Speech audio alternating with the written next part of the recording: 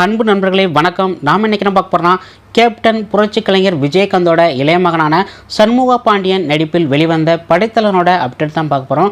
படைத்தலைவன் படம் வந்து ஜூன் 13 வந்து ரிலீஸ் ஆயிடுச்சு. இந்த படம் வந்து ரிலீஸ் ஆகி கிட்டத்தட்ட இப்போவே வந்து 147 நாளைக்கு மேலே இந்த படம் வந்து இன்ன வரைக்கும் வந்து வெற்றி நடை போட்டு தியேட்டரில் வந்து ஓடிக்கிட்டு இருக்குது. இந்த படத்தை வந்து விஜய் கம்பன்ஸ் தாஸ் தயாரிப்பில் கேப்டன் சினி கிரேசன் வந்து தயாரிச்சிருக்காங்க. அன்பு வந்து இதை வந்து இயக்கியிருக்கிறாரு. இதில் வந்து சண்முக பாண்டியன், யாமினி சந்தர், கஸ்தூரி ராஜா, முனிஷ்காந்த், கருடராமன் வந்து இதில் வந்து வில்லன் தோற்றத்தில் வந்து நடிச்சிருக்காரு.